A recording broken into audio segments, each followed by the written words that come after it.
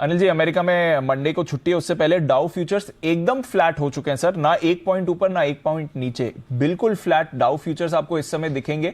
Nasdaq futures 20 point नीचे हैं, कुछ एक्शन वहां पर नहीं है। यूरोप में आधे% की तेजी है, ठीक कारोबार है सर।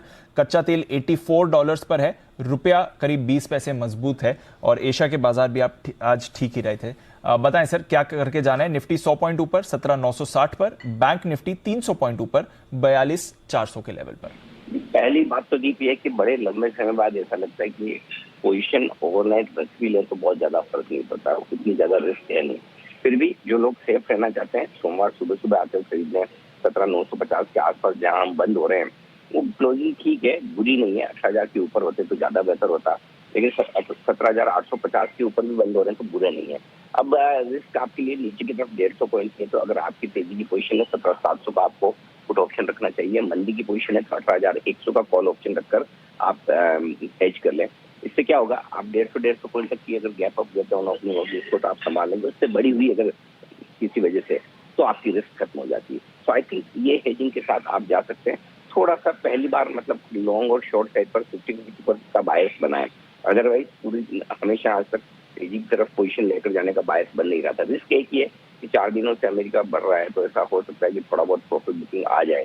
लेकिन ऐसी सिचुएशन में आपकी स्ट्रेटेजी होनी चाहिए, अगर आप 17,950 पर लॉन्ग पोजीशन लेकर जा रहे हैं और सोमवार को आपको वापस थोड़ा नीचे में मौका मिले 17,850 17,800 की रेंज में, तो वहाँ आपकी ऐड करने की ताकत होनी चाहिए। बैंक निफ्टी का जहां तक सवाल है, अच्छी क्लोजिंग मिल रही है बैंक निफ्टी को। देखिए हम जब 2 बजे 2:30 बजे भी बात कर रहे थे, वहां से थोड़ा और ऊपर आ ही गया है। तो बैंक निफ्टी में 42,300 के ऊपर की क्लोजिंग बढ़िया मजबूत क्लोजिंग मानी जाएगी। और ऐसे में मुझे लगता है यहाँ ज्यादा रिस्क रिवॉर्ड रेशियो फेवरेबल है लॉन्ग पोजीशन के लिए। एक ही कंडीशन पर ले जाएंगे, अगर सोमवार को 42,200 175 के आसपास मिले तो वहाँ आप और ऐड कर सकें। रिस्क कम करना चाहते हैं तो 42,000 या 42,200 का एक पुट ऑप्शन खरीदकर आप एज कर सकते हैं।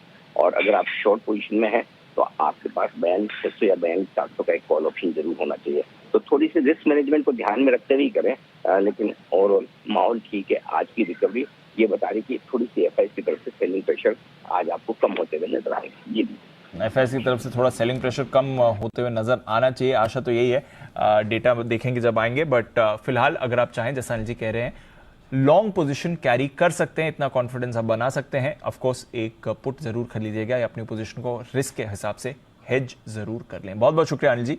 मार्केट पर डेटा अच्छी मूव इसमें हमने रिसेंटली आती हुई देखी है, काफ़ी एक्टिव है। ऑफ कोर्स इसके डीमर्जर को और फिर डाइवेस्टमेंट को लेकर कई सारी खबरें भी चल रही हैं, जिसकी वजह से स्टॉक में भी एक्साइटमेंट बना हुआ है। बट एक स्टॉक आज तो बाजार बाउंस बैक के मूड में है, और एक स्टॉक जो इस बाउंस बैक में पार्टिसिपेट कर रहा है, उतना ज़्यादा नहीं बट एटलीस्ट पार्टिसिपेट कर रहा है, वो है आपके लिए भारती एयरटेल। कुछ दिनों पहले हमने देखा था डबल डाउनग्रेड आया था इस काउंटर पर जेपी मॉर्गन की तरफ से, वहां से फिर स्टॉक की भारी पिटाई भी हुई। 800 के ऊपर था हफ्ते की शुरुआत में, अब देखिए 750 के लेवल से आज बाउंस बैक अटेम्प्ट कर रहा है। एक बार आशु जी से भी बात की जाए। आशु जी, डाउनग्रेड से पहले तक तो अच्छे मोमेंटम में था, बट तब से हमने देखा एक सडन रिवर्सल और काफी शार्प गिरावट इस हफ्ते। अगर आप 7 दिन का चार्ट देखेंगे तो काफी शार्प गिरावट भारतीय एयरटेल में आती हुई दिखी है सर। बताएं क्या चल रहा है इसमें? ये टेक्निकल ब्रेकडाउन हुआ है, वापस बाउंस बैक होगा, या फिर कुछ और फैक्टर्स हैं जिसकी वजह से इतना बड़ा प्रेशर आया? दीपांशु, मुझे तो याद भी नहीं आता कि कितने महीनों बाद शायद मेरी आपसे या भारतीय पे बात हो रही है।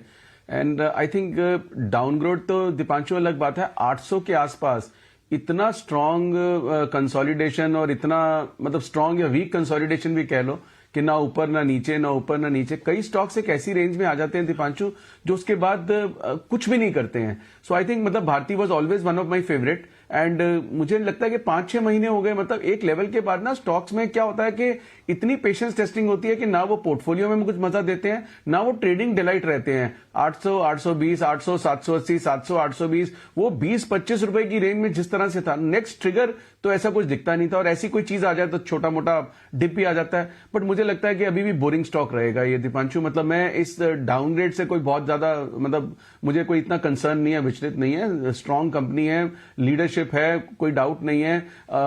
मार्केट शेयर गेन कर रही है विज़ेवी वोडाफोन और जियो भी। सो आई थिंक दैट वे कोई दिक्कत नहीं लगती है। आरपूस भी बेटर रहेंगे। बट 800 के आसपास दीपांशु बहुत बोरिंग है, कुछ नहीं आनी जानी। जब तक स्टॉक में कोई बड़ा ट्रैक्शन ना नजर आए, उसको ये लेने या बेचने दोनों साइड में मजा नहीं आता। तो आई थिंक वो मजा दीपांशु आप लार्जर मार्केट में देखिए, वो मजा ना खत्म होता जा रहा है। खत्म मतलब अब टेम्परेरी खत्म है, ऑब्वियसली हम यही कह सकते हैं कि कितने महीनों से मेजॉरिटी ऑफ स्टॉक्स में कुछ करने को मिल ही नहीं रहा। It is such a boring market and that is why the focus is shifting to more and more index and index options, जो कि वॉल्यूम में भी नजर आ रहा है। सो आई थिंक मैं तो एक बहुत क्या कहते हैं मतलब मार्केट पार्टिसिपेंट हूं बाकियों की तरह। मेरा तो मतलब विश होप प्रे तो यही रहेगा कि स्टॉक्स का मोजो शुड कम बैक, ताकि मजा आए। क्योंकि हमें तो ब्रोकिंग से भी मतलब ब्रोकिंग के लिए भी वो हिट है कि अगर स्टॉक्स में नहीं आता, डिलीवरीज नहीं उठती हैं, मतलब इंटरेस्ट कम होता है। But I think that is the sorry state of affair with majority of stocks currently Deepanshu. So I think भारतीय में भी जैसे मैंने आपको बोला 5-6 महीने से कोई बात ही नहीं हुई है। वो बात इसलिए नहीं है कि ना ऊपर नीचे कुछ है ही नहीं इसके अंदर, रेंज में आ चुका है भारतीय, और इसलिए आप एक्शन भी देख रहे हैं। इनफैक्ट